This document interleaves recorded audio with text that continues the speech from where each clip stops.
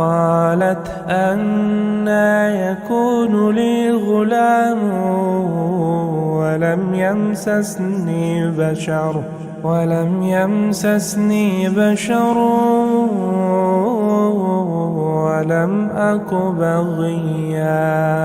قال كذلك قال ربك هو علي هين ولنجعله آية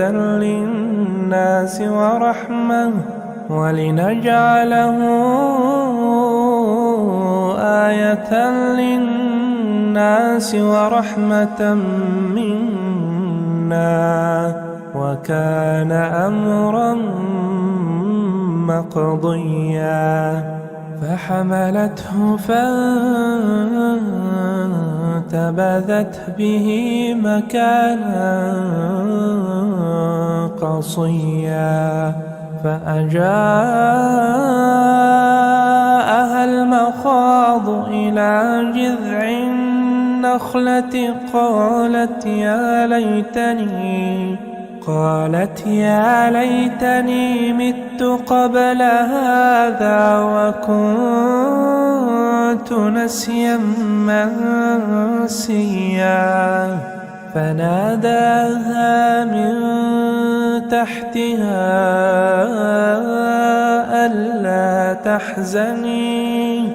ألا تحزني قد جعل ربك تحتك سريا.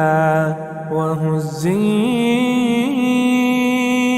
إليك بجذع النخلة تساقط عليك رطبا جنيا فكلي واشربي. إن الحمد لله نحمده ونستعينه ونستغفره ونستهديه ونعوذ بالله من شرور أنفسنا وسيئات أعمالنا. من يهده الله فلا مضل له ومن يضلل فلا هادي له. أشهد أن لا إله إلا الله وحده لا شريك له وأشهد أن محمدا عبده ورسوله صلى الله عليه وعلى آله وأصحابه ومن تبعه بإحسان إلى يوم الدين وسلم تسليما كثيرا. أما بعد، رب اشرح لي صدري ويسر لي أمري واحلل عقدة من لساني يفقه قولي. اللهم زدنا علما وارزقنا فهما. اللهم لا سهل إلا ما جعلته سهلا وأنت تجعل الحزن إذا شئت سهلا. اللهم علمنا ما ينفعنا وانفعنا بما علمتنا يا رب العالمين. Ma'asyiral muslimin, ma'asyiral muslimat, rahimani wa rahimakumullahu jami'an. Kembali kita syukur kepada Allah tabaraka wa taala atas segala limpahan rahmat serta karunia-Nya kepada kita semua, sehingga kita bisa melaksanakan suatu kewajiban yang Allah tabaraka wa taala wajibkan kepada kita, itu melaksanakan salat maghrib khususnya secara berjamaah. Kemudian setelah itu kita bersama-sama mendalami agama Allah tabaraka wa ta'ala, mendalami Al-Quran, mendalami hadis Rasulullah sallallahu alaihi wasallam. Semoga dengan itu kita bisa mendapatkan kemuliaan yang Allah tabaraka wa ta'ala berikan. Di dalam hadis yang sahih, majtama'a qaumun fi baitin min buyutillah yatluna kitaballah wa yatadarasuna fima bainahum illa nazalat alaihimus sakinah. Diberikan ketenangan di dalam hati kita, sehingga ketika hati kita Allah lah berikan ketenangan di dalamnya, kita akan terus semangat melaksanakan berbagai macam ketaatan kita kepada Allah Jalla Jalaluh. Wa ghasyiyatuhumur rahmah. Semoga kita mendapatkan atau diliputi oleh rahmat Allah tabaraka wa taala. Wa haffathumul malaikah, dan dinaungi oleh para malaikat Allah. Itu mereka mendoakan orang-orang yang datang di majelis ilmu dengan mengatakan Allahumma ighfir lahum, Allahumma arhamhum. Ya Allah, ampuni dosa mereka dan rahmati mereka. Wa dzakarahumullahu fi man indah, dan Allah tabaraka wa taala akan menyebut namanya di hadapan penduduk langit. Maka ini tentu keutamaan yang sangat besar yang tidak dapatkan oleh semua orang, namun yang didapatkan oleh orang-orang yang Allah Subhanahu wa taala pilih saja. Salat beriringkan salam tidak lupa pula kita tujukan berjunjungan alam Nabi besar Muhammad sallallahu alaihi wasallam dengan mengucapkan Allahumma salli ala Muhammadin wa ala ali Muhammad.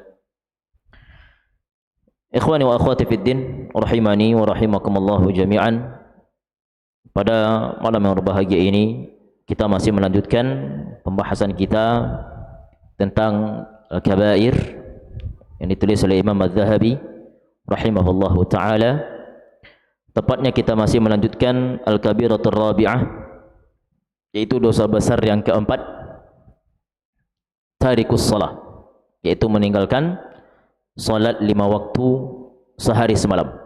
Pada pertemuan terakhir kita sudah menjelaskan sedikitnya tentang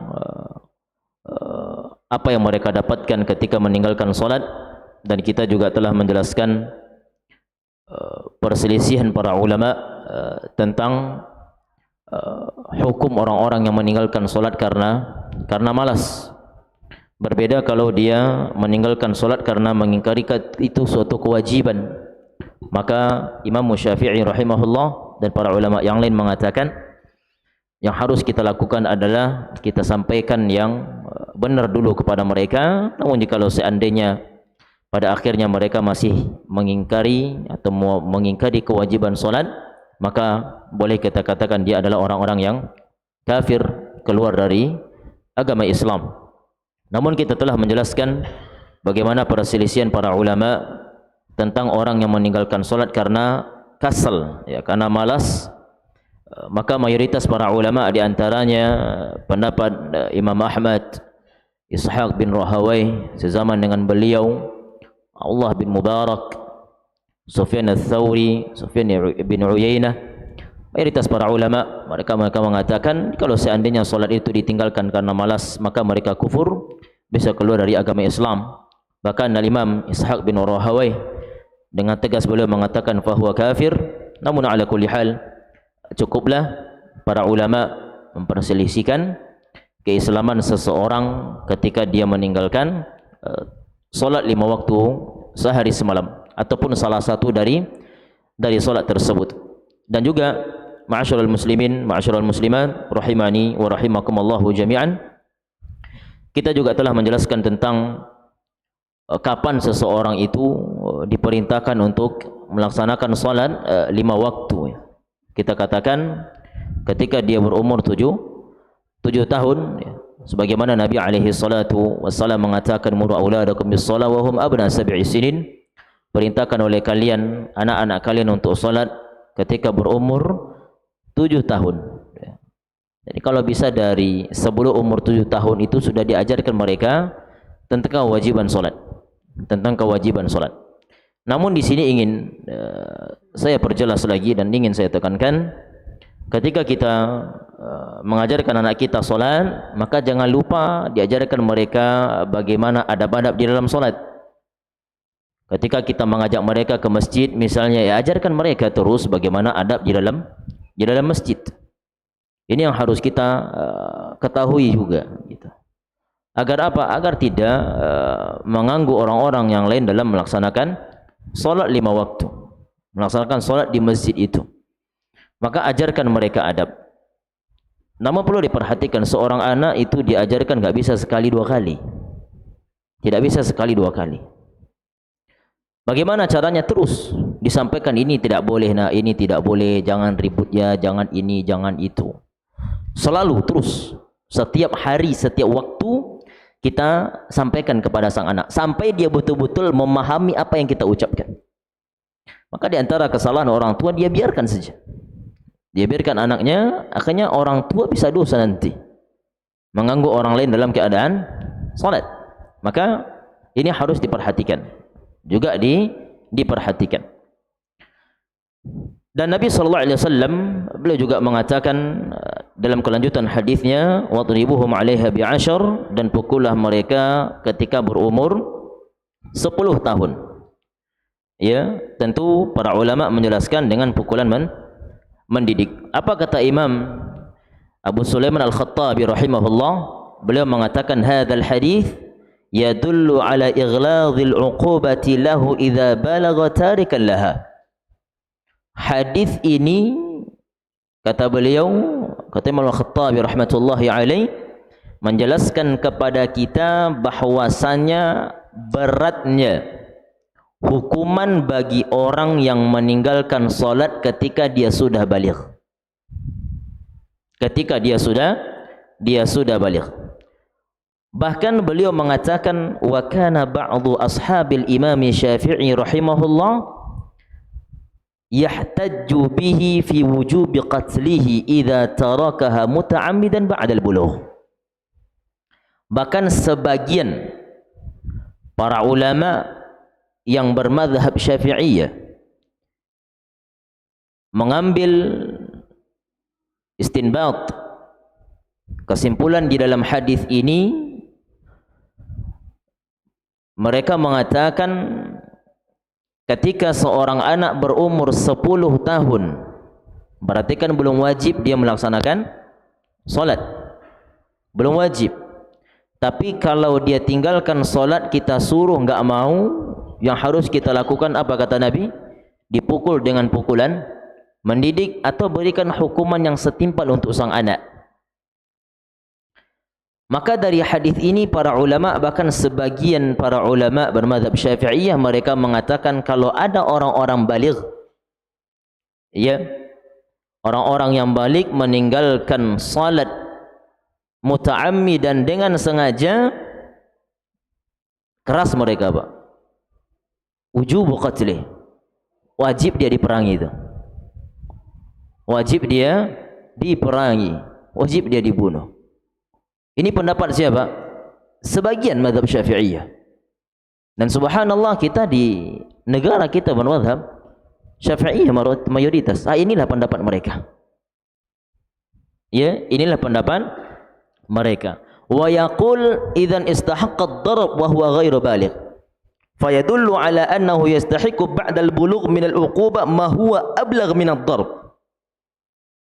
Apa kata beliau? Maka sebagian para ulama Syafi'iyah mereka menjelaskan anak yang berumur 10 tahun saja kalau enggak solat dipukul, maka tentu orang yang sudah baligh enggak solat tentu hukumannya lebih berat daripada itu. Apa kata mereka? Dan tidak ada hukuman yang lebih berat daripada pukulan, asyadd minal qatl, lebih keras daripada diperangi. Namun ala kulli hal, orang-orang yang meninggalkan salat yang diwajibkan oleh Allah tabaraka wa taala dengan sengaja, maka cukup keislaman mereka diperselisihkan oleh para ulama. Di dalam sebuah hadis ini menceritakan apa yang akan didapatkan oleh orang-orang yang meninggalkan salat itu. Jadi memang di dalam pembahasan dosa besar ini, Pak, di dalam bab solat, meninggalkan solat ini sangat panjang beliau bahas. Rincian tersendiri yang beliau rincikan. Nabi SAW suatu ketika pernah berdoa di hadapan para sahabat. Beliau mengatakan, Allahumma la tada' fina syaqiyyan wala mahruma.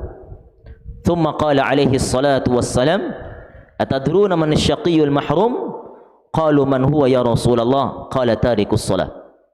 Nabi SAW bermohon kepada Allah, ya Allah, jangan engkau biarkan kami dalam keadaan sulit, terlebih lagi sulit dalam melaksanakan ketaatan. Jangan engkau jadikan kami termasuk orang-orang yang gelisah. Maka Nabi SAW bertanya kepada para sahabat, tahukah kalian siapa mereka? Maka sahabat mengatakan, siapa mereka wahai Rasulullah? Maka Nabi SAW mengatakan, mereka adalah orang-orang yang meninggalkan salat. Memang pada dasarnya orang yang jarang mengerjakan salat, bahkan tidak salat sama sekali, itu hidupnya enggak pernah tenang. Kehidupannya syaqi, tidak bahagia. Sekaya apapun dia, ketika bermunajat kepada Allah sudah ditinggalkan, maka dia akan memperoleh kehampaan. Dan itu pasti.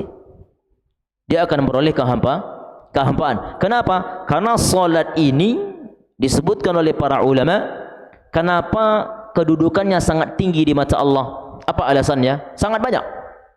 Di antaranya, dengan solat begitulah seorang hamba berinteraksi dengan Allah Rabbul Alamin. Makanya di dalam hadis qudsi, ketika seorang hamba baca Al-Fatihah dalam solat, Allah jawab atau tidak? Allah jawab. Ketika seorang hamba mengatakan Alhamdulillahi Rabbil Alamin, Allah langsung jawab, Hamadani abdi, hambaku memujiku. Interaksi dengan Allah Rabbul Alamin. Makanya para ulama sepakat, ketika seseorang melaksanakan solat, ketika itulah dia berinteraksi dengan Allah Tabaraka wa Ta'ala. Maknanya kalau dia tak solat berarti tidak ada interaksi dengan Allah Rabbul Alamin. Dan sedangkan yang memberikan syaqiyun atau sa'id, kehidupan yang menyenangkan dan kehidupan yang tidak menyenangkan Allah Tabaraka wa Ta'ala, maka kalau ingin mendapatkan kehidupan yang tenang, jangan tinggalkan itu. Jangan pernah tinggalkan sesibuk apapun urusan antum. Namun permasalahan zaman kita sekarang, banyak orang yang meninggalkan salat 5 waktu karena urusan dunianya. Maka orang yang beriman kepada Allah Tabaraka wa Ta'ala, salat harga mati. Tidak tawar-menawar di dalamnya. Apapun bentuk konsekuensinya, harus tegas. Jangan ada keraguan di dalam diri. Ketika kita bekerja di suatu perusahaan, kemudian atasan mengatakan enggak boleh solat, maka kita katakan solat wajib kami seorang muslim. Kalau dia mengatakan kalau kalian solat dipecat, solat. Dipecat itu urusan dia. Kita serahkan semua kepada Allah Tabaraka wa Ta'ala. Man taraka syai'an lillah awadahu Allahu khairan min. Siapa meninggalkan sesuatu karena Allah, Allah ganti yang lebih baik. Permasalahan kita adalah kita masih ragu. Ini masalah kita. Kita masih ragu dengan janji Allah Tabaraka wa Ta'ala. Kita masih ragu dengan hadis-hadis Rasulullah alaihi salatu wassalam. Maka seorang mukmin tidak ada boleh keraguan sedikit pun terhadap apa yang Allah katakan di dalam Al-Quran dan di dalam hadis Rasulullah alaihi salatu wassalam. Baik. Ada sebuah hikayat, sebuah kisah diceritakan oleh sebagian salaf. Diceritakan annahu ata ukhtan lahu matat. Lihat bagaimana akibat yang diperoleh orang-orang yang meninggalkan salat. Na'udzubillah. Diceritakan ada salah seorang yang mana saudari perempuan yang meninggal dunia. Saudari perempuannya meninggal dunia.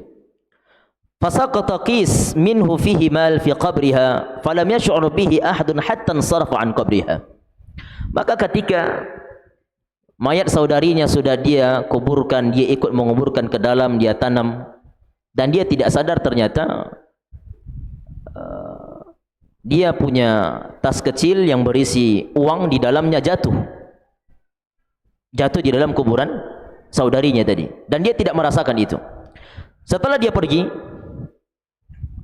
kemudian sampai di rumah dan orang-orang sudah pulang, barulah dia merasakan bahwasanya dia kehilangan uang.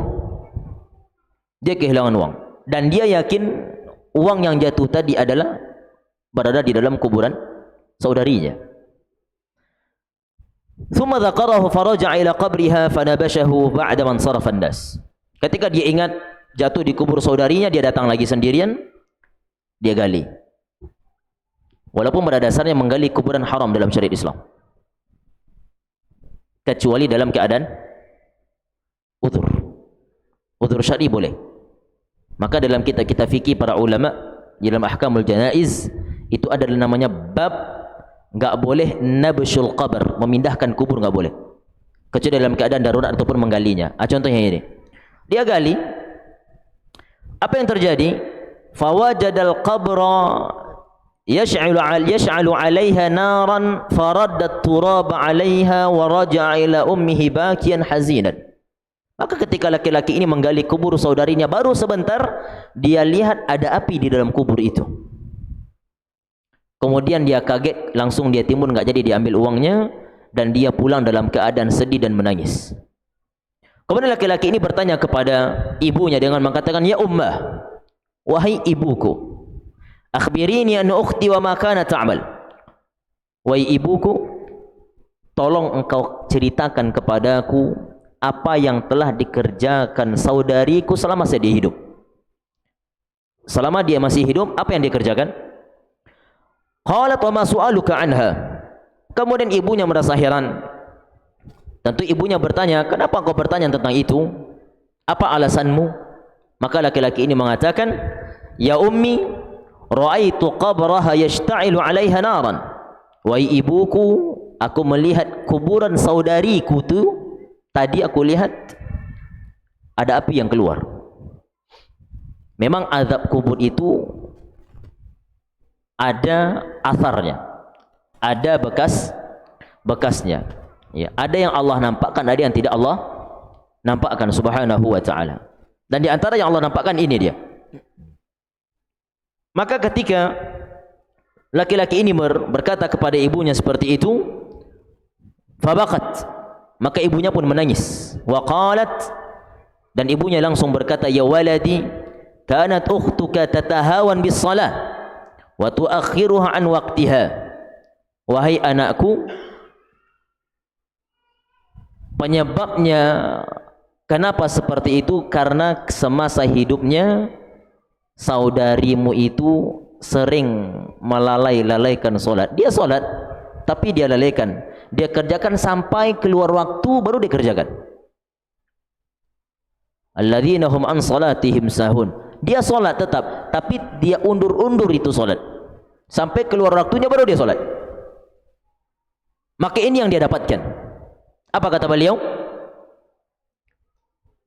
Fahadha halun man yuakhiru salata an waqtiha. Inilah keadaan orang-orang yang mengakhirkan salat setelah waktunya. Fa kaifa halun man lam yusalli? Lalu bagaimana keadaan orang yang tidak salat sama sekali? Maka ini harus kita ambil ibrah, kita ambil pelajaran di dalamnya. Maka hendaknya kita betul-betul menjaga salat yang telah Allah Subhanahu wa taala wajibkan kepada kita. Memang pada dasarnya kalau kita lihat orang yang biasa enggak salat, dia santai aja. Dia biasa saja, ya atau tidak? Biasa aja, santai, dia ketawa, dia ya udah enggak ada merasa itu beban gitu. Ketika itu terjadi pada seorang hamba, maka ketahuilah itu musibah terbesar yang Allah berikan kepadanya. Apa itu? Dia tidak merasa terbebani ketika meninggalkan suatu kebajikan yang Allah wajibkan kepadanya. Dan inilah buah dari dosa yang dia kerjakan. Sebagaimana disebutkan oleh Imam Ibnu Qayyim Al-Jauziyah dalam kitab Ad-Da'u wad-Dawa, sesungguhnya dosa itu akan menghasilkan dosa yang berikutnya. Sampai kapan? Sampai dia sudah terbiasa mengerjakan dosa tersebut dan dia tidak peduli apa yang dikatakan oleh orang, dan dia tidak peduli apa yang dilihat oleh orang tentangnya, dan dia tidak peduli apa yang diceritakan oleh orang tentang dia. Dia enggak peduli. Dan ini diantara bentuk musibah yang sangat besar yang Allah timpakan kepada seorang hamba. Maka selalu bersyukur kepada Allah Tabaraka wa Ta'ala bagi kita yang masih terus berusaha menegakkan solat 5 waktu sehari semalam, walaupun kita sesibuk apapun. Kemudian berikutnya beliau menjelaskan faslun fi uqubatin man yanquru as-salata wa la yutimmu ruku'ahu wa la sujudaha. Pembahasan berikutnya masih berkaitan dalam dosa besar, itu meninggalkan salat, yaitu uqubah, akibat ataupun ganjaran ataupun hukuman bagi orang-orang yang mengerjakan salat tapi tidak sempurna. Rukuk tak sempurna, sujud tidak sempurna, i'tidal tidak sempurna, meninggalkan tuma'ninah. Wa qad ruwiya fi tafsir qaulillahi tabaraka wa ta'ala fawailul lil musallin alladzina hum an salatihim sahun. Maka ayat ini ada berbagai macam tafsiran para ulama tentang celakanya orang-orang yang salat. Sebagian tafsir dari para ulama dan semua tafsir mereka benar. Sebagian mengatakan makna sahun di sini adalah mereka yang mengerjakan salat sampai keluar waktu salat baru dia salat. Dan ini sahih. Kemudian tafsiran yang kedua yaitu mereka yang mengerjakan salat walaupun di awal waktu tapi tidak sempurna. La yutimur ruku' wa la yutimus sujud. Rukuknya tak sempurna, sujudnya tidak sempurna. Makanya kita sering mendengarkan suatu kalimat, ya, teruslah engkau memperbaiki salatmu, maka Allah akan memperbaiki kehidupanmu. Perbaiki ini bagaimana? Ya berusaha salat sesuai dengan yang diajarkan oleh Rasulullah alaihi salatu wassalam. Sebagian kita sudah ngaji bertahun-tahun tapi salatnya masih salah. Rukuk belum sempurna, sujud tak sempurna, entah apa yang dikejar. Padahal Nabi SAW ketika masuk waktu salat itu kebahagiaan terbesar yang beliau rasakan. Sampai-sampai keluar kalimat kepada Bilal, arih Nabi salat. Wahai Bilal, tolong istirahatkan kami dengan salat. Makanya di dalam sebuah hadis yang dari Imam Bukhari dan Muslim rahmatullahi alaihima dari Abu Hurairah radhiyallahu anhu, beliau mengatakan, anna rajulan dakhala al-masjid wa Rasulullah sallallahu alaihi wasallam jalisun fih. Suatu ketika ada seorang laki-laki yang masuk ke dalam Masjid Nabawi dan Nabi sallallahu alaihi wasallam duduk bersama para sahabatnya. Hadis ini hadis yang masyhur, ya, dikatakan oleh para ulama hadis musyi' salatu. Itu hadis yang rusak di dalam salatnya, itu salatnya salah. Fa shalla ar-rajulu thumma jaa fa sallama 'ala an-nabi sallallahu alaihi wasallam fa radda 'alaihi salam. Maka ketika dia masuk Masjid Nabawi kemudian dia salat, setelah salam dia datang kepada Nabi sallallahu alaihi wasallam dan dia mengucapkan assalamualaikum ya Rasulullah. Maka Nabi menjawab salam dia. Maka ketika dia ingin duduk, Nabi mengatakan irji' fa shalli fa innaka lam tusalli. Wahai fulan, kembali engkau salat, sesungguhnya engkau belum salat. Padahal Nabi sallallahu alaihi wasallam melihat dia salat di depan beliau. Tapi Nabi alaihi salatu wasallam langsung mengatakan kembali engkau salat, sesungguhnya engkau belum salat. Kemudian dia kerjakan yang kedua, yang ketiga, Nabi masih mengatakan silakan engkau kembali dan salat lagi. Maka di waktu yang ketiga barulah laki-laki ini mengatakan walladzi ba'atsa bil haqq ya Rasulullah ma ahsana ghairuhu fa'allimni. Demi Allah Subhanahu wa taala yang mengutusmu dengan yang hak, dengan kebenaran, aku enggak tahu lagi gimana cara solat yang paling benar. Setahu aku ginilah cara solat tu. Kalau masih salah tolong ajarkan kepada aku. Ini ajaran Nabi. Apa kata beliau? Idza qumta ila salati fakabbir thumma qra' ma tayassara ma'aka minal Qur'an. Wahai fulan, apabila engkau berdiri tegak untuk salat, maka bertakbirlah engkau dengan sempurna. Yaitu dalam riwayat yang lain, farafa'a yadayhi hadwa mankibayhi aw udhunai. Ini takbirnya Nabi. Nabi sallallahu alaihi wasallam mengangkat kedua tangannya imma sejajar dengan bahu atau sejajar dengan kedua telinga. Beginilah cara Nabi sallallahu alaihi wasallam ketika bertakbir. Imma sebahu ataupun sekedua telinga. Kemudian apa kata beliau? Tsumma qra' ma tayassara ma'aka minal Qur'an. Kemudian engkau bacalah apa yang mudah bagimu dari Al-Qur'an. Jangan sampai takalluf, berlebihan. Kalau kau enggak hafal ya enggak usah dibaca. Maka bacalah apa yang mudah bagimu. Kemudian apa kata Nabi? Tsummarka' hatta tatma'inna raki'an. Kemudian rukuklah engkau sampai tuma'ninah rukukmu. Maknanya sampai sempurna rukukmu. Makanya para ulama menjelaskan tentang rukun salat, ya, tuma'ninah. Apa arti tuma'ninah? Apa makna tuma'ninah? Tenang. Apakah cuma itu arti tumak nina? Tumak nina itu artinya meletakkan anggota tubuh pada tempatnya dan termasuk di dalamnya tenang. Ya ketika kita rukuk, ya rukuklah dengan baik. Ketika kita i'tidal, maka i'tidallah dengan sempurna. Ketika kita i'tidal, ya berdiri dengan lurus. Jangan belum sampai lurus langsung sujud. Ini berarti kita belum meletakkan anggota tubuh pada tempatnya. Itu berarti belum tumakninah. Maka Nabi mengatakan, apabila engkau rukuk, maka rukuklah dengan tumakninah, itu letakkan anggota tubuh dengan sempurna. Tsumma rfa' hatta ta'tadila qa'iman. Kemudian engkau bangkitlah sampai i'tidal dalam berdirimu, itu engkau berdiri lurus. Tsumma sujud hatta tatma'inna sajidan. Kemudian engkau hendaknya sujud sampai sujudmu betul-betul tumakninah, yaitu pada engkau letakkan anggota tubuh sujudmu pada tempatnya. Tsumma jlis hatta tatma'inna jalisan. Kemudian beliau lanjutkan, kemudian setelah itu engkau duduk, maka duduk engkau dengan tumakninah. Waf'al dzalika fi salatika kulliha. Maka kerjakanlah itu pada setiap salatmu semuanya. Maka dengan sempurna. Ya, makanya Nabi dalam riwayat yang lainnya alaihi salatu wassalam mengatakan, akan ada orang-orang yang salat selama 60 tahun, akan tapi Allah tidak menerima salatnya. Apa alasannya? Yutimmu ruku'aha wa la yutimmu sujudah.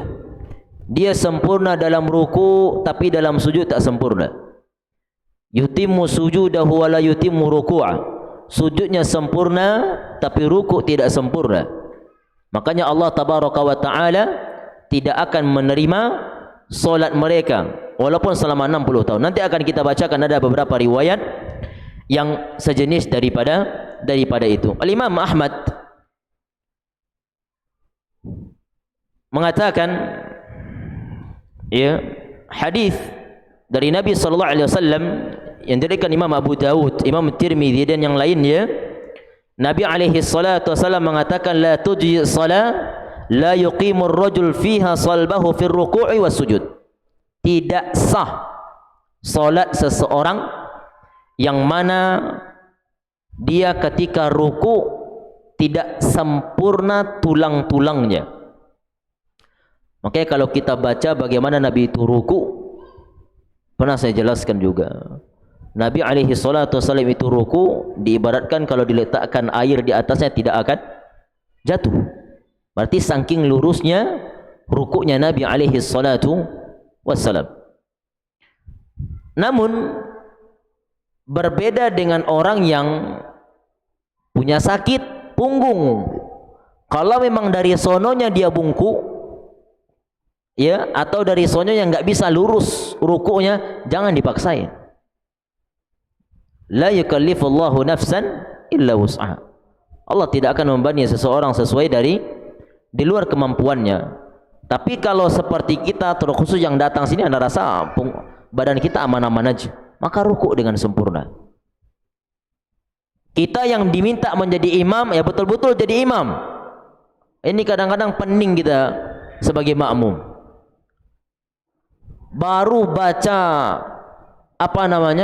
Subhana rabbiyal azimi, belum satu lagi dia dah bangkit dari rukuk. Gimana cari imam seperti ini? Maka harus diperhatikan dengan baik. Tempat kita ini sangat tasahul, bermudah-mudahan menjadi imam tanpa mengetahui fikih imam terlebih dahulu. Harus tahu dia bagaimana cara solat yang benar, cara menjadi imam yang benar, itu harus tahu. Baru dia maju ke depan. Kalau tidak, jangan maju. Ya, kenapa? Ya nanti solatnya seperti orang yang sebagaimana dikatakan oleh Nabi alaihi salatu wassalam, pencuri yang paling ulung itu. Apa kata Nabi alaihi salatu wassalam di dalam hadis? Beliau mengatakan, nasyaddan nasi sariqa alladhi yasriqu min salati. Seburuk-buruk manusia atau seburuk-buruk pencuri adalah mereka yang mencuri dari salatnya. Mencuri dari salatnya. Kemudian para sahabat mengatakan, wa kaifa yasriqu min salatihi ya Rasulullah? Wahai Rasulullah, gimana cara orang mencuri di dalam salatnya? Maksudnya apa?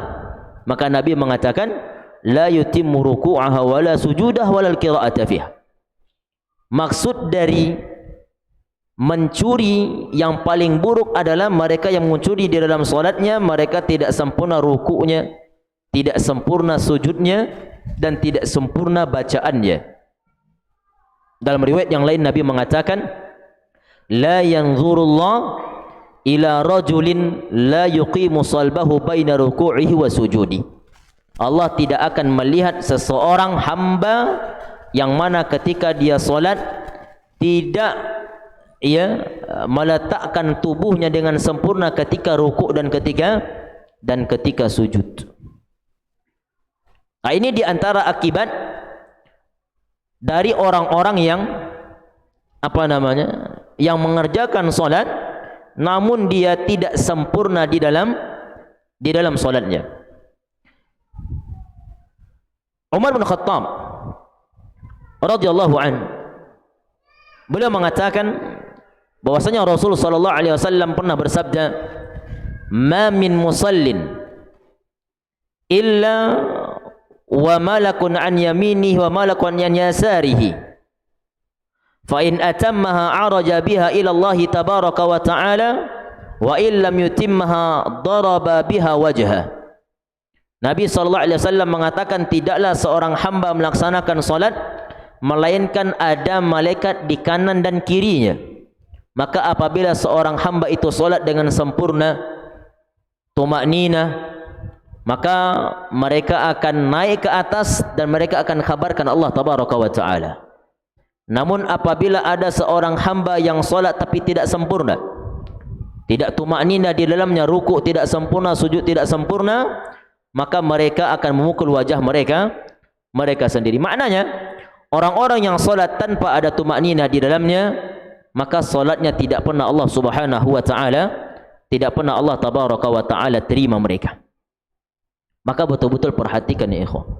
Perhatikan salat kita bagaimana, sudah sempurna atau belum. Kalau bisa, kalau ingin antum betul-betul melaksanakan itu, kalau ingin cross check kembali, lihat cermin di rumah. Praktekkan gimana cara antum solat biasanya. Sudah betul atau tidak? Lihat baik-baik di situ. Lihat baik-baik. Ada sebuah kisah dikatakan, ya, ada sebuah kisah seseorang yang mana dia mengerjakan solat. Dia mengerjakan solat selama 40 tahun. Selama 40 tahun. Namun selama 40 tahun tersebut dia mengerjakan solat namun tidak sempurna. Rukuk tak sempurna, sujud tak sempurna. Maka dikatakan kepadanya, solatmu selama itu tidak pernah diterima oleh Allah Subhanahu wa ta'ala. Maka betul-betul Pak, apalagi kita yang punya anak, ajarkan mereka. Kita yang mengajar di pesantren, ajarkan anak-anak, ajarkan santri kita gimana cara solat dengan betul. Iya. Jangan sampai solat seperti patok ayam.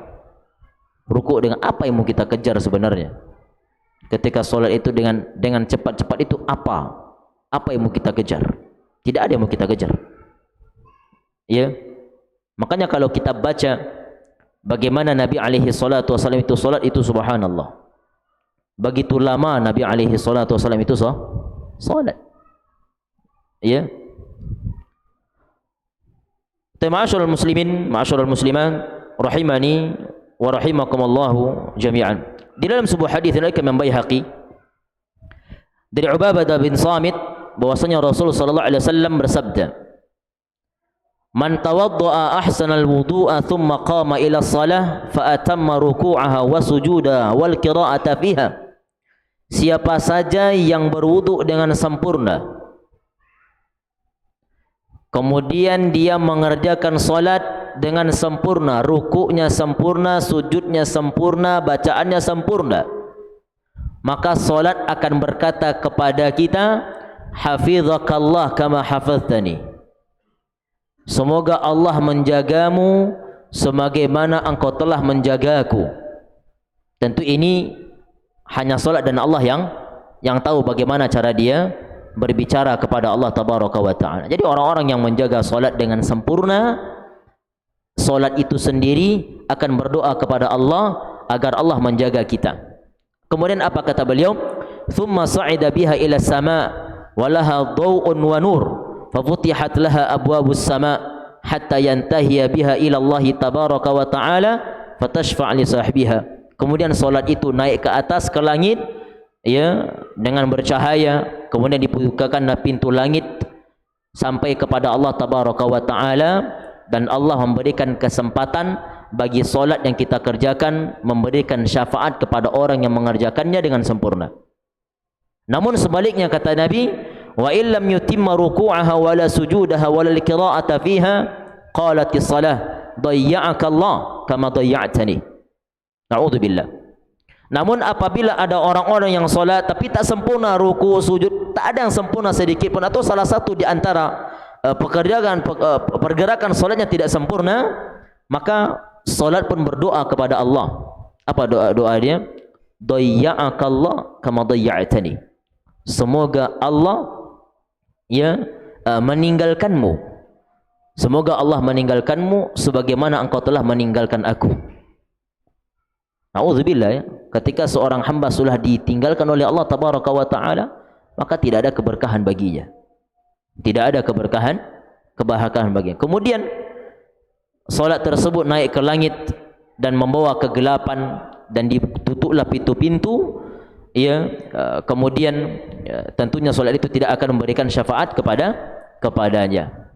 Baik, ini dia beberapa hadis yang disampaikan oleh Rasulullah sallallahu alaihi wasallam tentang orang-orang yang tidak menyempurnakan rukuknya ataupun sujudnya. Insyaallah taala akan kita lanjutkan ba'da adzanil isya biidznillah tabaraka wa taala.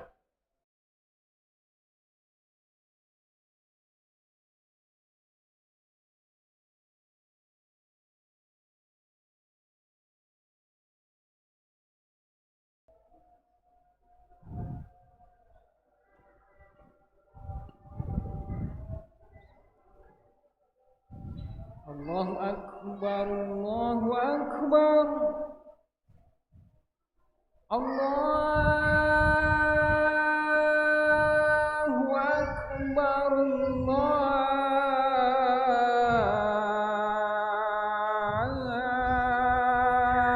Allahu Akbar. Asyhadu an la ilaha illallah,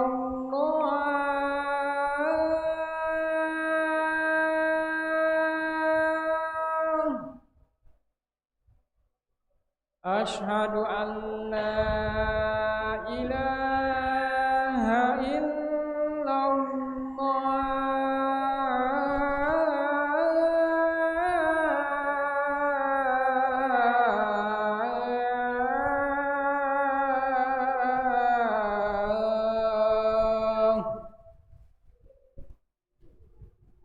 Asyhadu anna Muhammadar Rasulullah.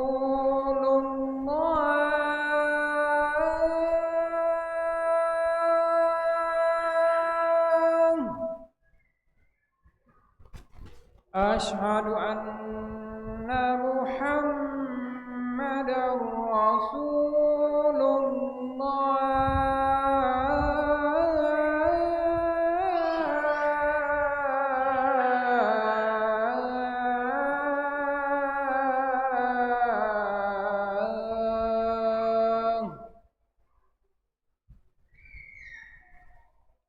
Hayya 'alas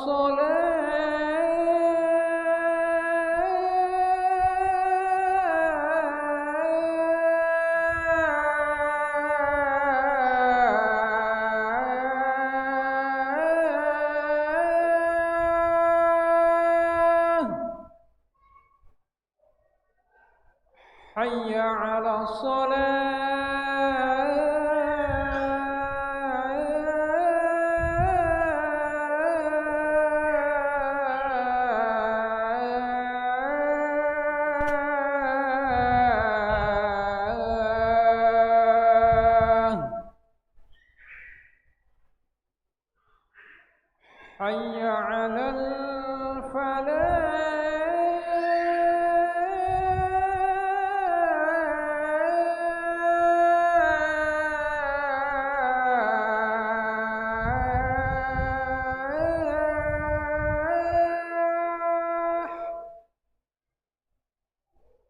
حي على الفلاح.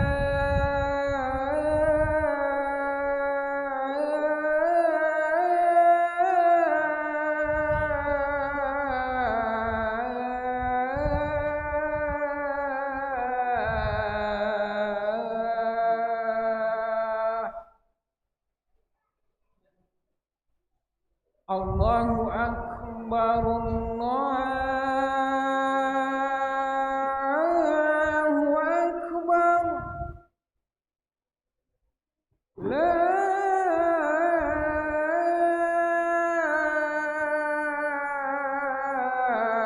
إله إلا الله.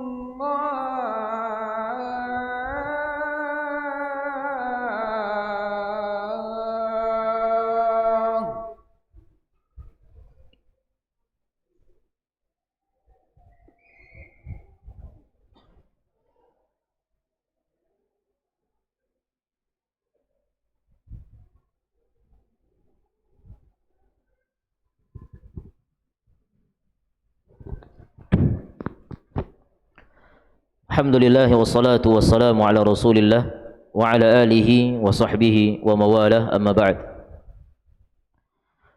Ma'asyiral muslimin wa ma'asyiral muslimat rahimani wa rahimakumullahu jami'an. Dalam suatu riwayat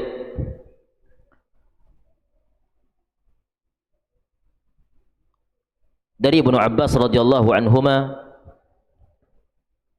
bahwasanya Rasul sallallahu alaihi wasallam bersabda, "Idza sajada ahadukum falyadha wajhahu wa anfahu wa yadayhi 'ala al-ard. Fa inna Allah tabaraka wa ta'ala awha ilayya an asjuda 'ala sab'ati a'dha'in. Al-jabhatu wal anfu wal kaffain wal rukbatain wa sudurul qadamain wa alla kuffa sya'ran wala thawban. Faman shalla wa lam yu'ti kulla 'adwin minha haqqahu la'anahu dhalika al-'udwu hatta yafrugha min salati." Dari Ibnu Abbas radhiyallahu anhuma, beliau mengatakan Nabi sallallahu alaihi wasallam bersabda, apabila salah seorang di antara kalian sujud, maka hendaknya dia meletakkan keningnya, hidungnya dan kedua tangannya, karena Allah tabaraka wa ta'ala telah mewahyukan kepadaku, kata beliau alaihi salatu wassalam, agar aku sujud di atas 7 anggota sujud. Yang pertama, kening, masuk di dalamnya hidung, kemudian kedua telapak tangan, kedua lutut, dan kedua ujung jari. Kemudian wasiat berikutnya, Nabi alaihi salatu wasallam mengatakan, wa alla akuffa sya'an wala thawban. Dan aku juga diwasiatkan, diberikan oleh Allah tabaraka wa ta'ala wahyu agar aku tidak mengikat rambut dan melipat pakaianku. Faman shalla wa lam yu'ti kulla 'udwin minha, siapa saja yang melaksanakan solat namun tidak memberikan hak anggota tubuh itu masing-masing di dalam solat, maka anggota tubuh itu akan melaknat sampai selesai dari solatnya. Makanya tidak sedikit kita lihat, padahal Allah tabaraka wa ta'ala mengatakan inna salata tanha 'anil fahsya'i wal munkar. Sesungguhnya salat dapat mencegah seseorang dari fahisyah, dari kemungkaran, dari berbagai macam kemaksiatan. Namun pertanyaannya, bukankah masih banyak orang yang salat melakukan kesyirikan? Iya. Bukankah masih ada banyak orang-orang yang melaksanakan salat masih melakukan kebid'ahan? Jawabannya banyak. Bukankah masih banyak orang yang mengerjakan salat 5 waktu, dia jaga salat itu, tapi masih melaksanakan, masih doyan maksiat, menikmati dosa dan kemaksiatan? Jawabannya iya. Kok bisa? Apakah salatnya salah? Tidak. Berarti dia yang salah. Belum meletakkan anggota tubuh di dalam salat dengan sempurna. Maka anggota tubuh akan saling melaknat. Akhirnya dosa demi dosa dia kerjakan, kesyirikan demi kesyirikan dia tetap melaksanakan. Dalam suatu riwayat dari Imam Bukhari rahimahullah, dari Hudzaifah bin Yaman, ya, dari Hudzaifah bin Yaman, beliau mengatakan, annahu ra'a rajulan yusalli wa la yutimmu ruku'as shalah wa la sujudaha. Suatu ketika Hudzaifah bin Yaman pernah melihat seseorang melaksanakan salat namun dia tidak menyempurnakan rukuknya, tidak pula menyempurnakan sujudnya. Maka Hudzaifah bin Yaman bertanya, "Shallaita?" Hudzaifah ketika itu langsung berkata, "Wahai fulan, kalau seperti ini caramu salat, wa anta tusalli hadhihi shalah, mitta ala ghairi fitrati Muhammadin sallallahu alaihi wasallam." Kalau sampai mati cara salatmu seperti ini, maka engkau mati bukan di atas fitrahnya Nabi Muhammad sallallahu alaihi wasallam. Maksudnya mati bukan dalam keadaan muslim. Lihat saking tegasnya beliau. Dalam riwayat Imam Abu Daud, Hudzaifah juga pernah bertanya, sudah berapa lama engkau solat seperti ini? Maka laki-laki ini mengatakan, saya sudah solat selama 40 tahun. Maka Hudzaifah mengatakan, selama 40 tahun ini solatmu tidak diterima oleh Allah. Maka hati-hati, Pak. Hati-hati. Ketika kita mengerjakan solat, betul-betul kita dalam keadaan sempurna. Ya, banyak maqalat atau ucapan-ucapan para ulama terdahulu tentang wajibnya kita betul-betul menyempurnakan pergerakan-pergerakan solat kita. Namun subhanallah, di zaman kita sekarang, orang yang berusaha menyempurnakan solatnya dianggap aneh. Dianggap aneh. Antum udah kena belum? Udah pernah disebut aneh belum? Belum pernah ya? Ana sudah pernah. Tapi ngomongnya nggak di depan, tapi di belakang aja ngomongnya. Alhamdulillah kabarnya sampai ke ana gitu. Ya. Maka apabila ada ucapan-ucapan miring, ya nggak usah dipedulikan. Antum kerjakan sebagaimana yang telah kita pelajari. Ya. Karena Nabi sallallahu alaihi wasallam telah mengatakan, "Shallu kama ra'aitumuni usalli." Ya sudah. Salatlah kalian sebagaimana kalian melihatku salat. Gimana cara Nabi salat di dalam hadis? Praktekan. Ya sudah. Ya, la tubalu aqwalan nas. Jangan pedulikan perkataan manusia. Ghayatu ridwan nas ghayatul la tudrak. Ya, keridhaan manusia yang kita cari tidak akan pernah didapatkan dengan sempurna. Maka beliau mengatakan, hendaklah kita senantiasa terus berusaha ketika melaksanakan salat maka dengan sempurna. Setelah beliau selesai menjelaskan pembahasan wajibnya kita menyempurnakan salat dan akibat dari orang yang tidak menyempurnakan salatnya, berarti salatnya tidak sah. Salatnya tidak sah karena meninggalkan tumanin. Tapi Ustaz, kalau ada yang imamnya kayak gitu Ustaz, dekat rumah kami masjidnya, tapi dia imam kayak gitu cara salatnya Ustaz, patok ayam, apa yang harus anda lakukan Ustaz? Salat antum situ nggak sah salat antum. Kalau antum solat di situ tidak sah solatnya. Karena antum tahu. Sama dengan bacaan Al-Fatihah. Kalau bacaan Al-Fatihah imamnya merubah ayat atau merubah makna, antum tahu bacaannya kacau Al-Fatihahnya, solat antum enggak sah solatnya. Tidak sah solatnya. Lalu apa yang harus anda lakukan? Cari tempat lain. Dan bagi para pengurus masjid, dekan-dekan masjid harus faham ketika mencari seorang imam, harus paham dia. Enggak harus ustaz dia. Maksud itu dekat masjid itu enggak harus ustaz gitu. Tapi dia harus paham bagaimana cara mencari seorang imam.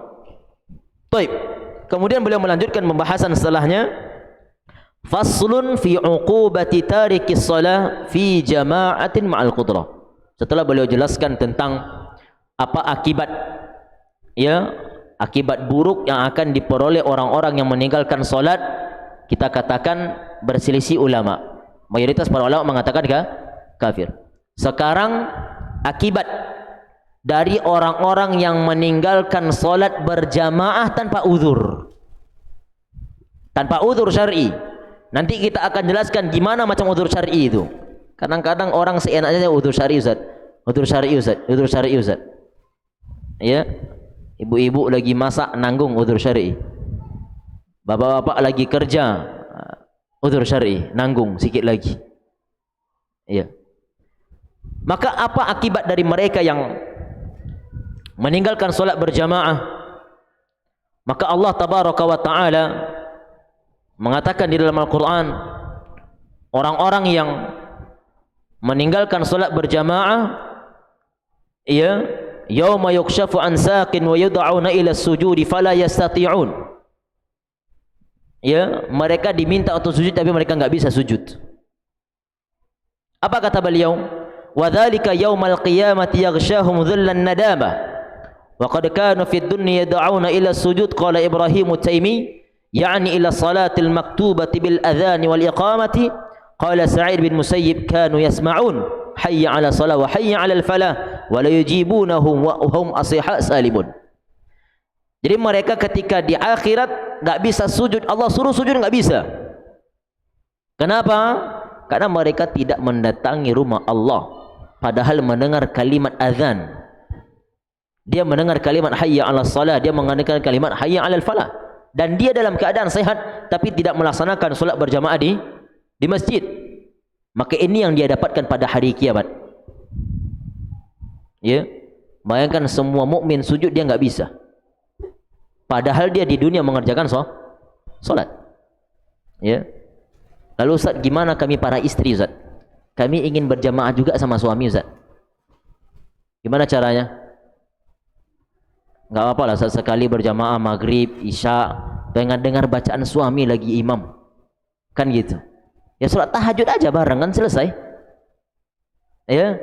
Kadang-kadang suami enak juga dia mumpung berjamaah di rumah aja lah dengan istri gitu. Jangan. Wajib laki-laki berjamaah ke masjid wajib hukumnya. Bahkan Syekh Shalih Fauzan hafizahullah ketika ditanya, beliau mengatakan ketika ditinggalkan berdosa. Ketika ditinggalkan dengan sengaja maka dia akan berdosa. Apakah solatnya sah? Sah. Tapi dia berdosa karena meninggalkan jamaahnya. Jadi kalau para istri ingin berjamaah dengan suami, solat malam, silakan dia melaksanakan berjamaah, maka ini tidak ada masalah. Wa qala Ka'b bin Ahbar, salah seorang ulama salaf yang bernama Ka'b bin Ahbar, beliau mengatakan, wallahi ma nazalat hadhihi al-ayatu illa fil ladzina takhallafu 'anil jama'ah. Demi Allah, beliau katakan, ayat yang kita bacakan tadi tidaklah turun kecuali kepada orang-orang yang tidak melaksanakan salat berjamaah. Apa kata beliau? Fa ayyu wa'idin ashad wa ablagh min hadha liman taraka as-salata fil jama'ah ma'al qudrah 'ala tihaniha. Beliau mengatakan ini sungguh, ya, beliau mengatakan hukuman yang sangat berat bagaimana lagi yang didapatkan oleh orang-orang yang masih ingin meninggalkan solat berjamaah di masjid. Allah suruh sujud di akhir dia enggak bisa. Ini tentu hukuman yang sangat berat bagi mereka. Makanya kalau kita datang ke masjid, kita mendapati orang dah selesai, jangan pulang. Jangan apa? Jangan pulang. Tetap antum masuk ke masjid solat. Solat antum. Nabi sallallahu alaihi wasallam mengatakan fi ma'anal hadis akan dituliskan pahala berjamaah tetap. Tapi jangan terus-terus ya. Subuh gitu, zuhur gitu, asar gitu, maghrib gitu, isya. Setiap hari kayak gitu, jangan. Ya, nanti masuk ke dalam kesengajaan meninggalkan solat berjamaah. Tapi kalau misalnya kedapatan kita sampai sini, apalagi kan di sini kan komatnya lama nih. Komatnya sangat lama. Kita masih berhusnudzon nih, masih solat nih gitu. Ternyata sampai sini orang dah salam. Maka jangan pulang lagi, masuk masjid solat. Tapi malu anak Ustaz, ya itulah konsekuensinya. Ya, maka tetap kerjakan solat itu. Maka beliau mengatakan, adapun hadis dari Nabi sallallahu alaihi wasallam yang diriwayatkan Imam Bukhari dan Muslim tentang kewajiban orang-orang yang mengerjakan solat berjamaah di masjid bagi laki-laki. Ya. Nabi sallallahu alaihi wasallam bersabda, laqad hamamtu an amura bis salati fatuqam, thumma amura rajulan fayummun nas. Thumma intalaqa ma'i bi rijalin ma'hum hazam min hatabin ila qaumin la yashhaduna salata fil jamaah fa ahriqu buyutahum 'alaihi min nar. Nabi sallallahu alaihi wasallam mengatakan beliau sangat geram kepada laki-laki yang tidak melaksanakan solat ke masjid. Sampai-sampai beliau mengatakan, aku ingin membakar rumahnya. Aku cari orang yang bisa menggantikan saya imam. Aku bawa beberapa orang laki-laki, bawa kayu bakar rumah dia. Maknanya apa? saking wajibnya kita mengerjakan solat 5 waktu berjamaah di masjid. Ya, kecuali ada uzur syar'i ya, seperti memang tidak bisa sama sekali ke masjid, ini beda cerita. Ya, tapi selagi kita masih bisa datang ke masjid, maka tidak ada uzur di dalamnya.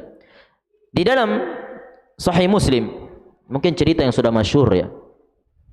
Anna rajulan a'ma ata an-nabiy sallallahu alaihi wasallam. Suatu ketika ada laki-laki yang buta bernama Abdullah bin Ummi Maktum. Beliau sahabat yang mulia yang buta matanya.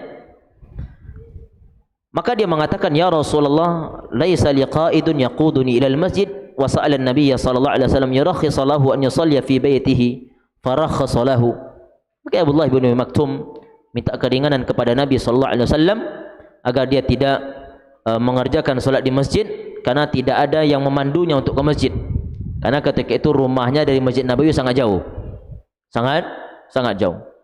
Dalam riwayat yang lain Ibnu Ummi Maktum mengatakan, ya Rasulullah, annal madinata kathiratul hawami was-siba'. Subhanallah.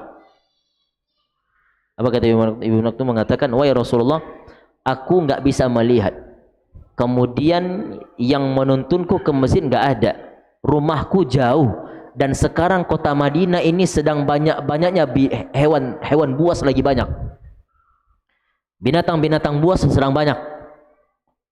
Ya, maksudnya saya takut nih kalau datang ke masjid dalam keadaan seperti ini. Maka saya minta keringanan lah untuk tetap solat tapi enggak di masjid. Maka Nabi sallallahu alaihi wasallam memberikan keringanan itu kepada Ibnu Ummi Maktum. Apa kata beliau? Falamma walla da'a.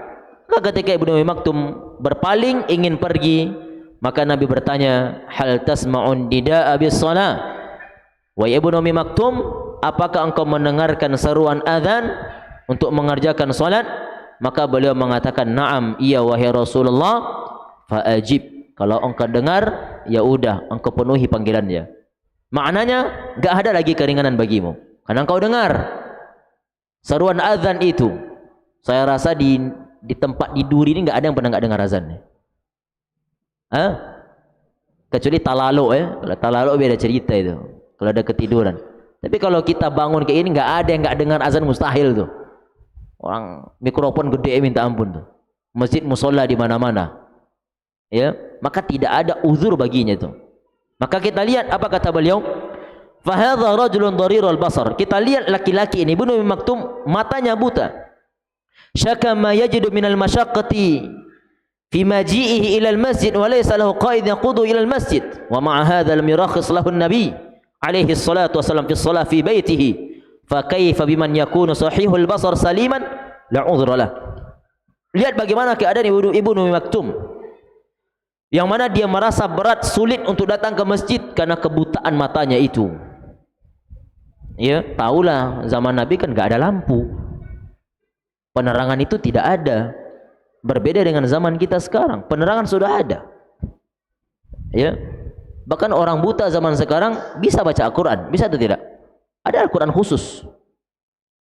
Apa namanya? Saya tidak tahulah. Apa? Saya tidak tahu. Saya yang tahu saya punya teman buta ngafal Al-Qur'an 30 juz 3 bulan selesai. Ya. Nah, itu saya pernah coba, saya tanya, "Akhi, Syekh Musa Ta'al, coba saya pegang nih. Apa ini yang dia baca ini?" Titik-titik aja kan. Nah, di zaman kita sekarang sudah banyak kemudahan yang Allah berikan. Ya. Namun sekelas Ibnu Ummi Maktum minta keringanan kepada Nabi sallallahu alaihi wasallam, Nabi tidak memberikan keringanan tersebut kepada beliau. Maka apa kata beliau? Lalu bagaimana dengan mereka yang sehat? Bagaimana dengan kita yang sehat walafiat? Bahkan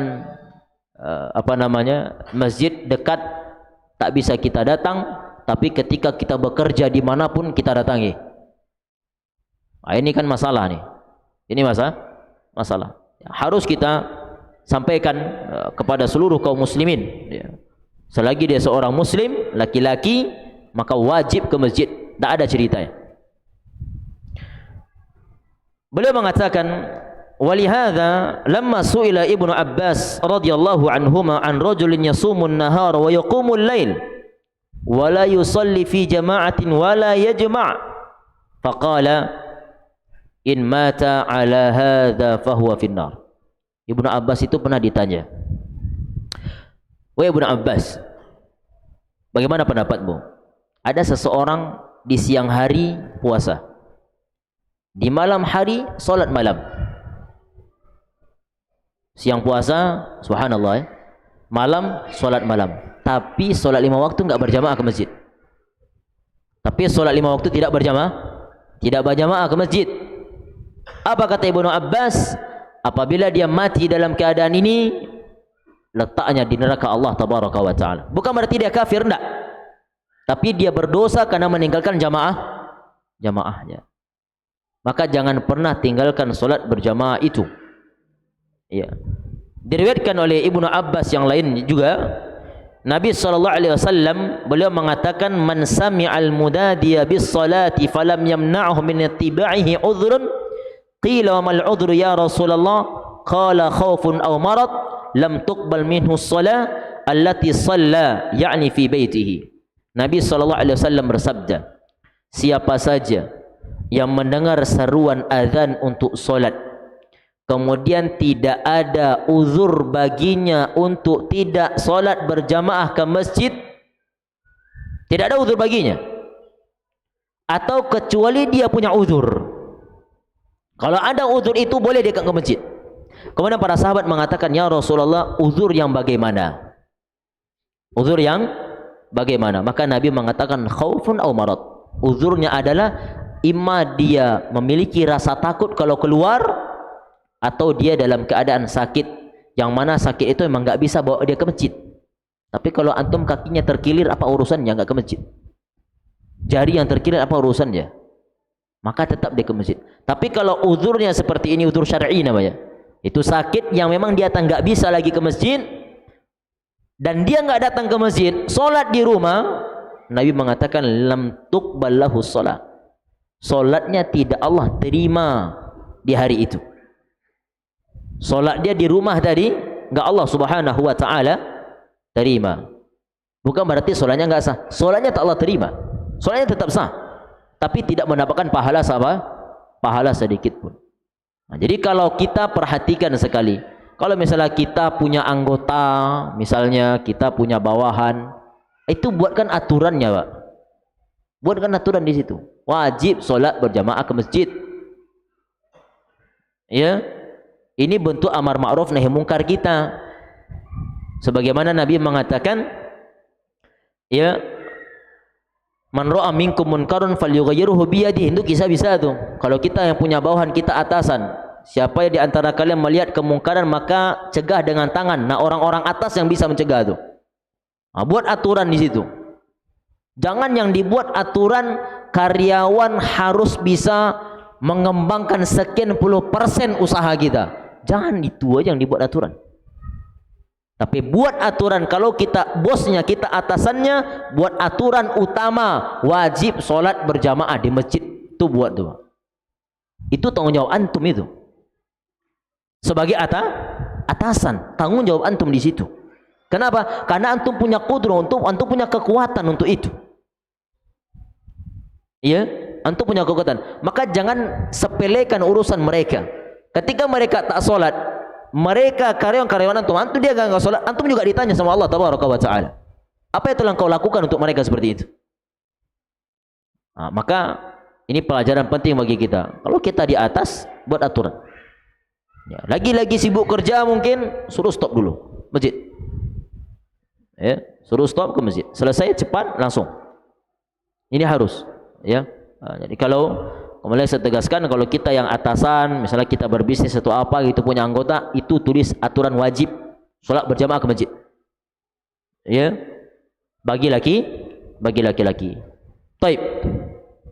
Ma'asyiral muslimin, ma'asyiral muslimat, rahimani wa rahimakumullahu jami'an. Dalam hadis yang lainnya diriwayatkan Imam Al-Hakim di dalam Mustadraknya, Nabi SAW pernah bersabda, ada 3 manusia yang dilaknat oleh Allah tabaraka wa ta'ala. Ada 3 manusia yang dilaknat oleh Allah tabaraka wa ta'ala. Berarti kalau ada bentuk laknat, dosanya apa? Besar. Ya. Nabi mengatakan man taqaddama qauman wa hum lahu karihun, yaitu siapa yang menjadi imam tapi orang enggak suka sama dia. Yang kedua, wa imra'atun batat wa zawjuha 'alaiha sakhit. Yang kedua yang dilaknat oleh Allah adalah seorang istri ya yang mana dia tidur di malam hari dan di malam itu suaminya murka kepadanya, tidak suka kepadanya, mungkin karena sikapnya, karena ucapan yang buruk dan seterusnya, maka Allah melaknat dia. Yang ketiga, Nabi mengatakan wa rajulun sami'a hayya 'ala shalah hayya 'alal falah thumma lam yujib.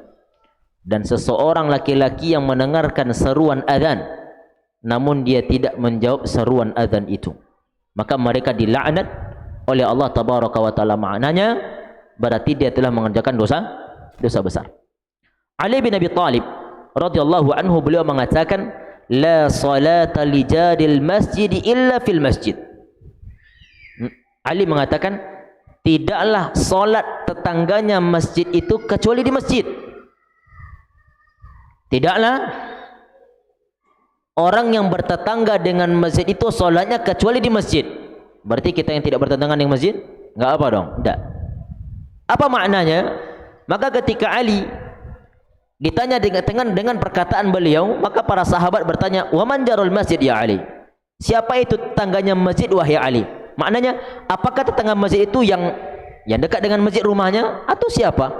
Maka Ali mengatakan man sami'al adzan. Yang dikatakan tetangga masjid itu adalah setiap muslim yang mendengarkan azan. Itu tetangga masjid.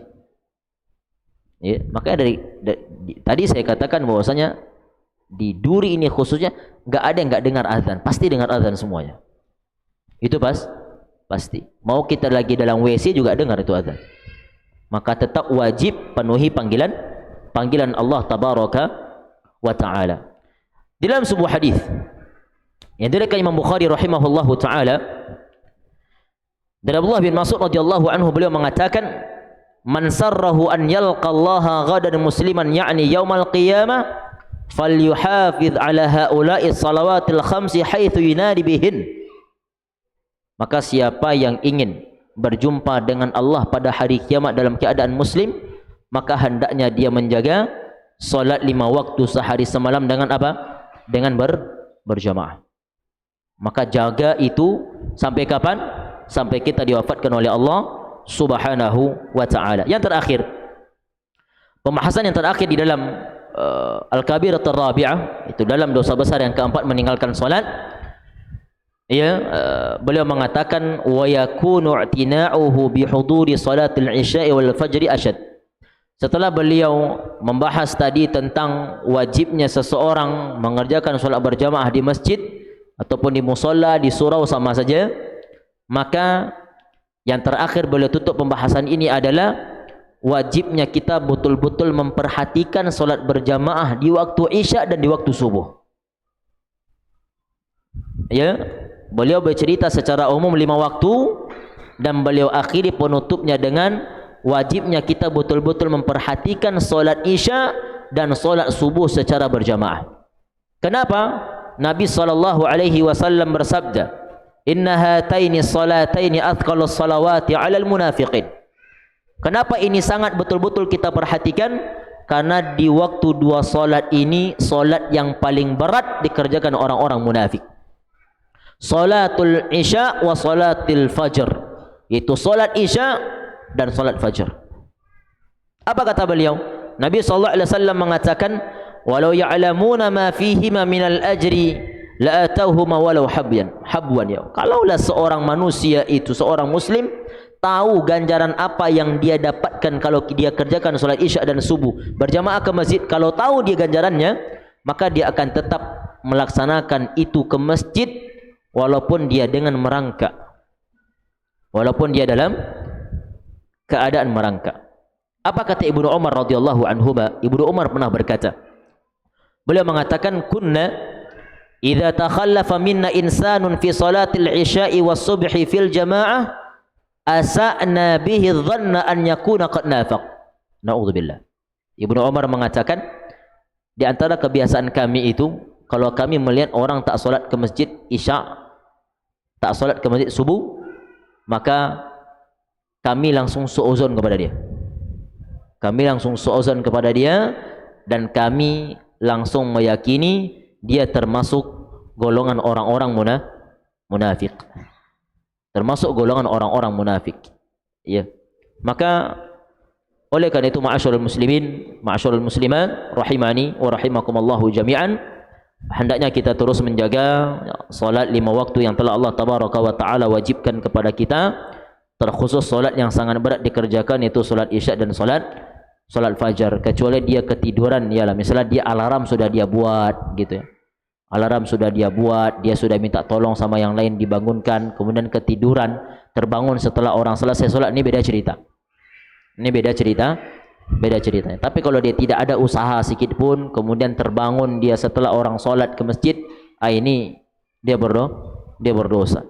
Ya. Maka teruslah jaga solat yang telah Allah Subhanahu wa taala wajibkan kepada kita, terkhusus solat isya dan solat fajar. Nabi sallallahu alaihi wasallam mengatakan, man shalla al-bardaini dakhala al-jannah, ya. Siapa yang solat di waktu 2 dingin, maka dia akan masuk syurga. Maksudnya solat asar dan solat subuh.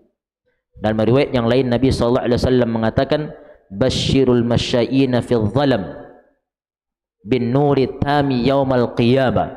Wahai Muhammad, berikan kabar gembira kepada hamba-hambaku pada hari kiamat dengan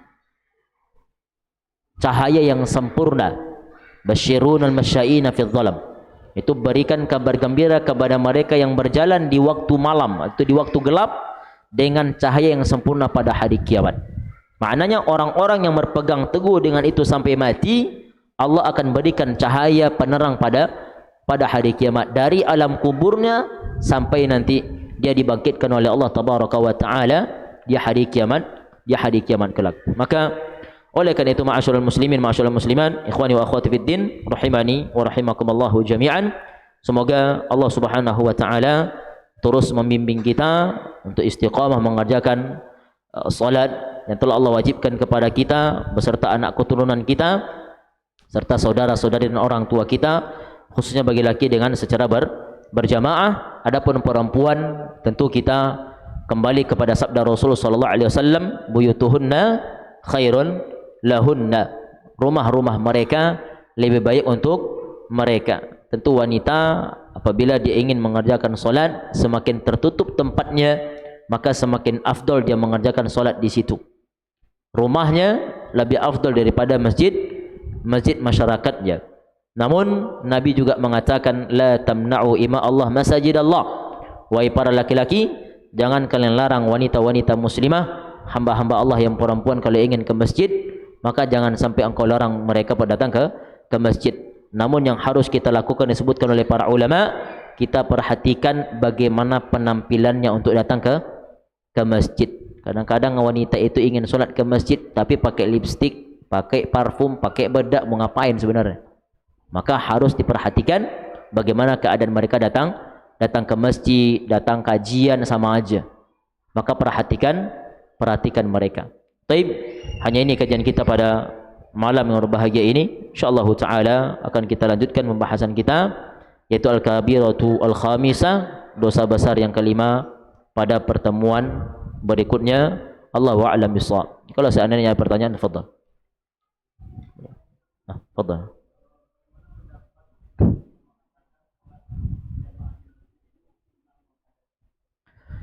Naam, para ulama berselisih pendapat dalam masalahnya. Di antaranya sebagian pendapat Syafi'iyah. Mereka mengatakan solat berjamaah itu sunnah muakkadah. Namun pendapat yang paling kuat adalah hukumnya wajib.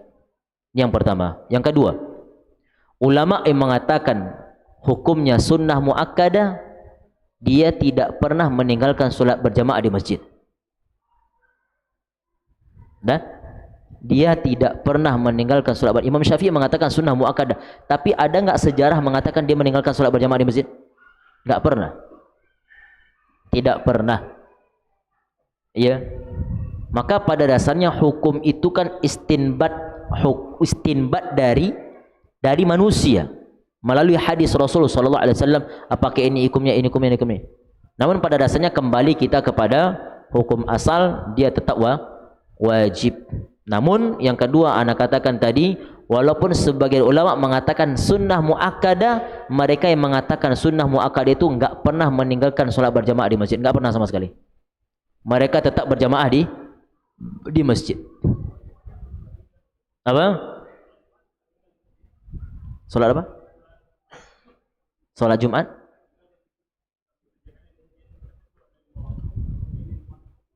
Dia berdosa. Dia berdosa. Aneh juga manusia itu. Solat Jumat ke masjid, solat 5 waktu tak ke masjid ya. Baik, Allah a'lam bissawab. Dia berdosa. Hah? Gimana? Oh, mentang-mentang dia khatib Jumat ya. Harus diruqyah manusia kayak gini. Allah a'lam. Fadhal.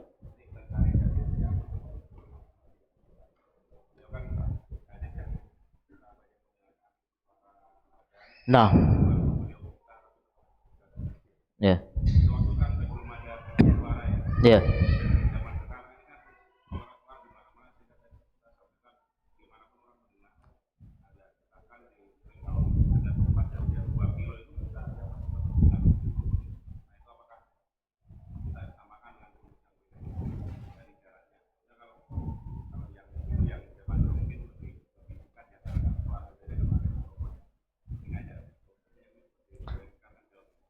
Baik.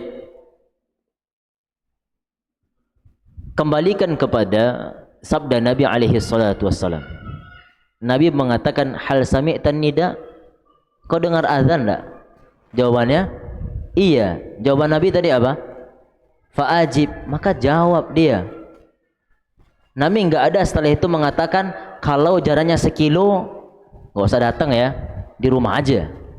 Tapi kalau jaraknya cuma 10 meter, datanglah. Itu enggak ada. Selagi kita mendengar, penuhi panggilan itu.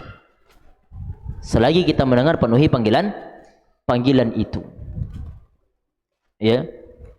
Lalu bagaimana kalau mereka yang memang enggak bisa tapi dengar karena keras sekali, kalau ke sana itu ya memang sulit ya. Solusinya bangunlah musola tempat itu lagi. Bangun musola di tempat kita tinggal. Namun tetap kita kembali kepada hadis awal, selagi dia mendengarkan itu azan, wajib dia penuhi panggilan itu. Tetap dia datang ke masjid. Apakah harus ke masjid itu? Enggak. Mungkin ada yang terdekat lagi setelah itu, sebelum itu, silakan dia datangi itu. Maka intinya dia tetap wajib datang ke masjid untuk melaksanakan solat berjamaah, kecuali uzur syar'i yang telah kita jelaskan. Allahu a'lam bissawab. Baik, kita rasa cukup kajian kita pada malam hari ini. Subhanakallahumma wa bihamdika, asyhadu an la ilaha illa anta, astaghfiruka wa atubu ilaika. Assalamualaikum warahmatullahi wabarakatuh. Ibrahim, لئن لم تنته لأرجمنك واهجرني مليا قال سلام عليك سأستغفر لك ربي إنه كان بي حفيا وأعتزلكم وما تدعون من دون الله وأدعو ربي عسى ألا أكون بدعاء ربي شقيا فلما اعتزلهم وما يعبدون من دون